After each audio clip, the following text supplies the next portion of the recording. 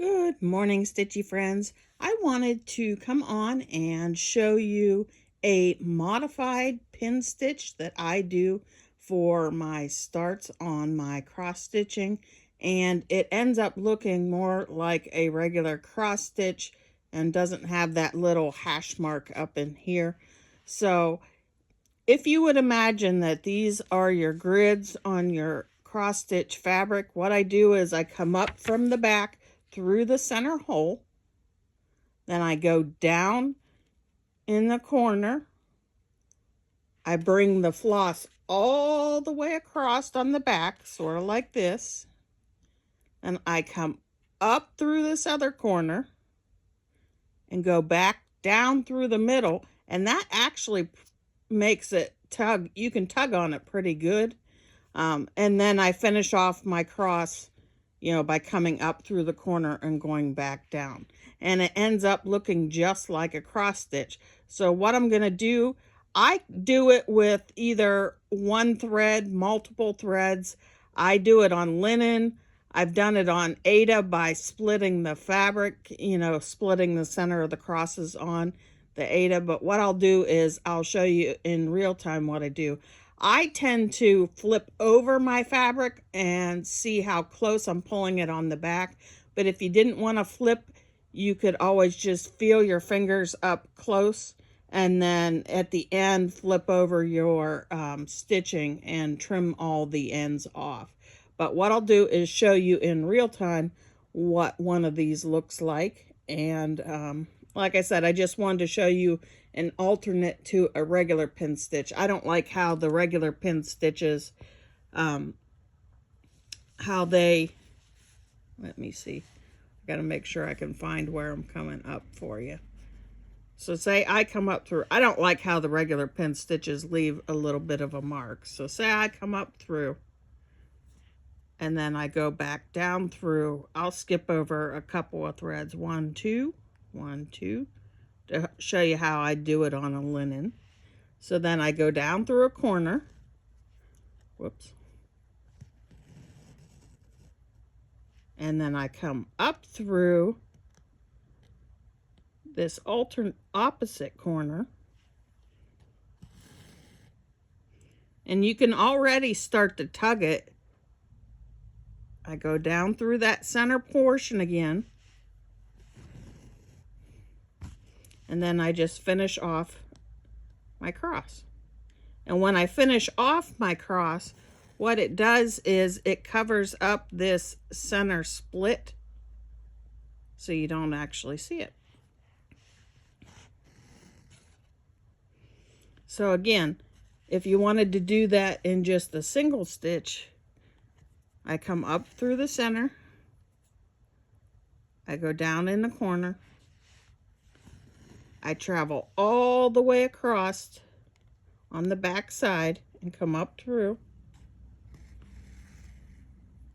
Then I go back down through that center,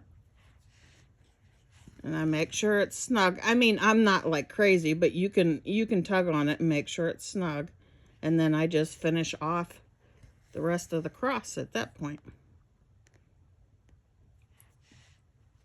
And like I said, I've done it with one, I've done it with multiples, I've done it on linen, I've done it on Aida cloth.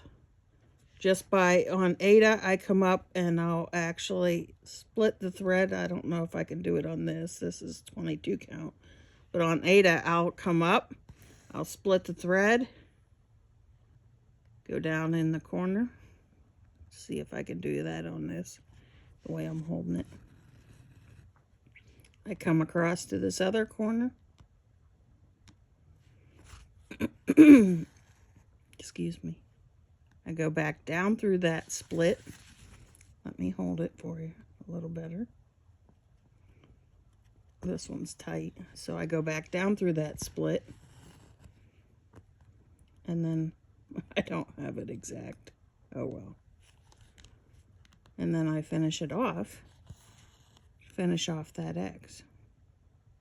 So say I had done this properly, you would see me finishing off the X. But anyways, what I'm saying is, if you look at these ones and this one, it ends up covering up that center split and makes it look like a regular cross stitch. So I'm calling this a modified pin stitch. It's just a different way of doing it. I don't like how the pin stitches come up in this area. You know, to me, the pin stitches, you end up, I don't even know how to do a regular pin stitch. I've done my modified one for so long. I think you come up and go down in the middle somewhere, sort of like what I've done with my modified. But again, you end up seeing that pin stitch.